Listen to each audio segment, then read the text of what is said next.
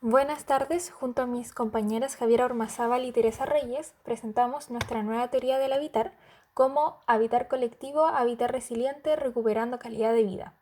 Para empezar la presentación tenemos una cita de Jane Jacobs, en donde dice: diseñar una ciudad de ensueño es fácil, pero reconstruir una existente requiere de imaginación.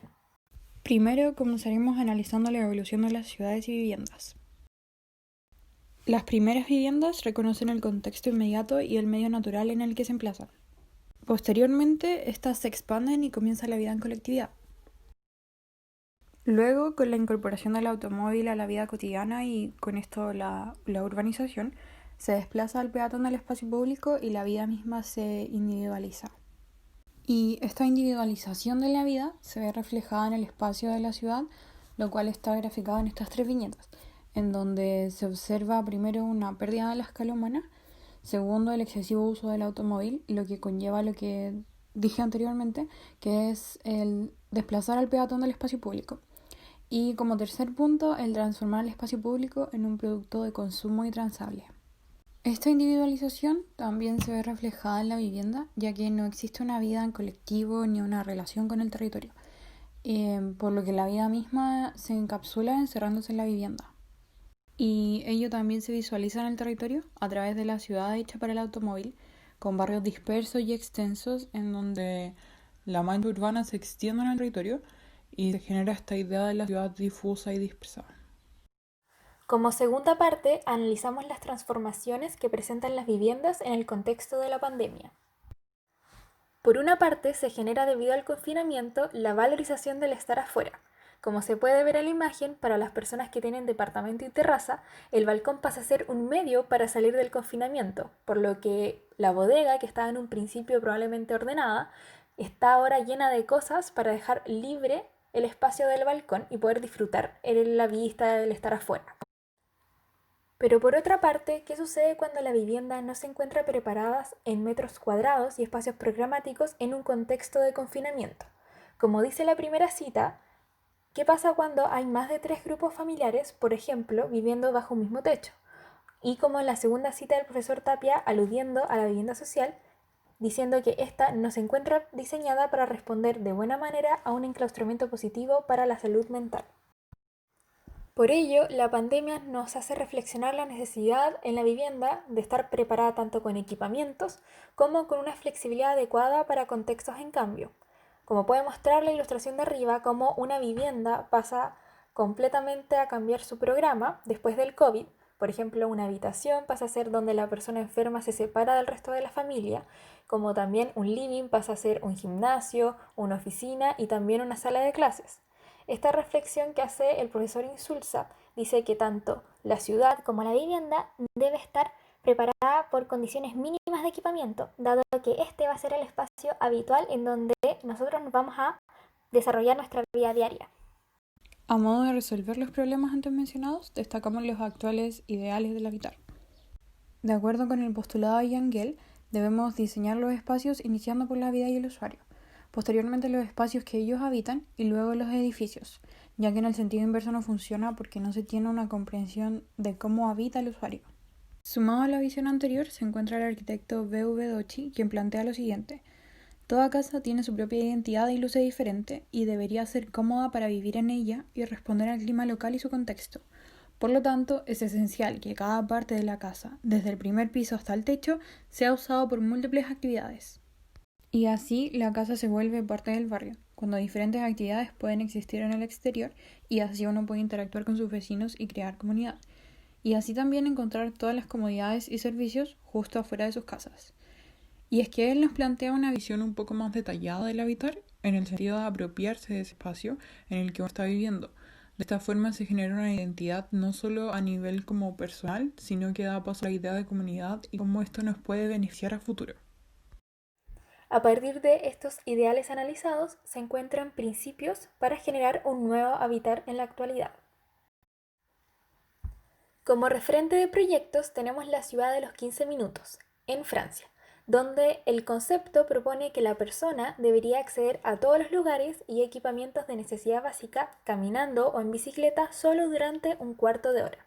De esta manera dan vuelta a la pirámide que generalmente hay más cantidad de automóviles y pocas calles diseñadas para peatones, y a través de una reformulación de los perfiles de calle diseñan para los peatones y personas con movilidad reducida, para que estos sean los actores principales de la ciudad.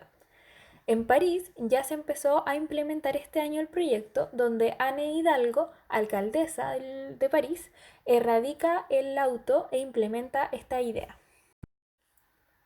No solo rescatamos de este plan el principio de disminuir el tiempo de la persona en el transporte motorizado, sino que también cómo generan redes de interacciones entre las personas en el espacio público.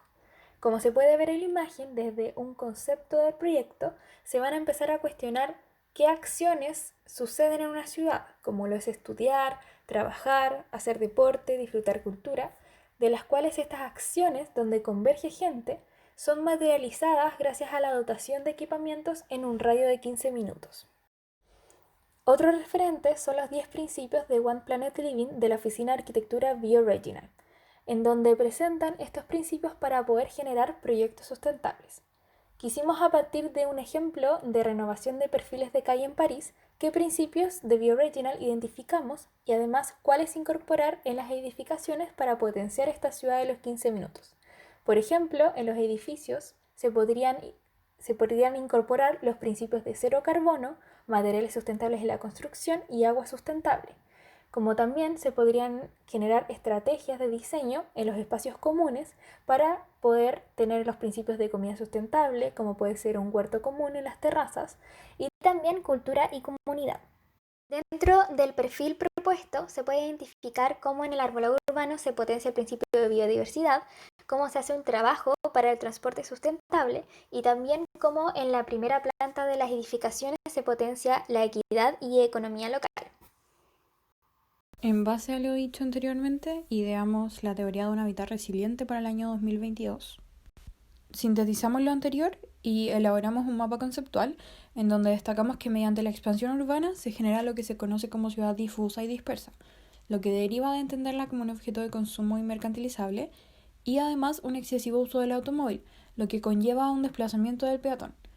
Estos hechos llevan a la pérdida de la escala humana y a una desconexión total con el territorio, generando una pérdida de la comunidad y una individualización de la vida en la ciudad. A ello se suma el cambio climático y la actual pandemia, lo que ratifica el necesario cambio de paradigma en cómo debemos proyectar el concepto del habitar colectivo. Es por esto que establecimos algunos lineamientos que deberíamos tener en consideración en futuro, como la sustentabilidad en todos los ámbitos, ya sea cultural, ecológico o social. Este concepto se suma a la idea de comunidad y cómo a través de ella podemos generar una sociedad autogestionada. Es por ello que definimos este habitar colectivo como uno resiliente, lo cual se puede ver materializado en la ciudad de los 15 minutos y la supremacía del peatón. Es por esto que estudiamos una serie de lineamientos, los cuales van a ser descritos a continuación. Estos lineamientos comienzan a ser explicados de lo macro a lo micro, comenzando por una escala barrial, hablando de un urbanismo en altura, que conlleva a un refuerzo de sustentabilidad y a una recuperación de la escala humana. Aquí se habla de una relación con la biodiversidad y de un urbanismo ecológico, donde se incorporan cubiertas e infraestructuras verdes. Esto lo tomamos como un acto resiliente ante el cambio climático y la pandemia, acercando equipamientos y generando espacios sustentables.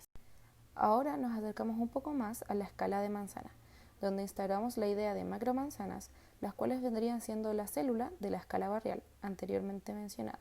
Aquí se refuerza la idea de la supremacía del peatón y se sigue la línea sustentable y de escala humana. A la izquierda vemos un esquema que representa cómo serían estas macromanzanas, de unos 400 o 500 metros por lado y con múltiples variantes de movilidad, donde se limita el uso del automóvil y se ve la idea de calles compartidas o calles solo de peatón.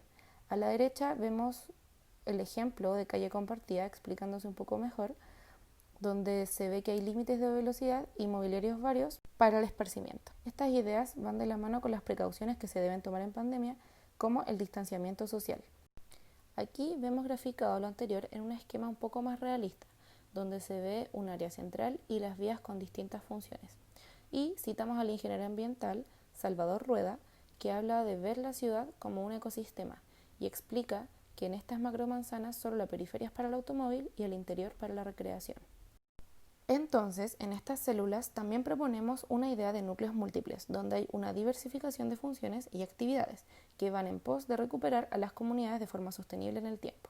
En los esquemas se ve la clara diferencia entre un modelo estructural de estas macromanzanas homogéneas y a la derecha un modelo sustentable y mixto, donde hay varios núcleos de equipamientos y servicios y se distribuyen las zonas de esparcimiento.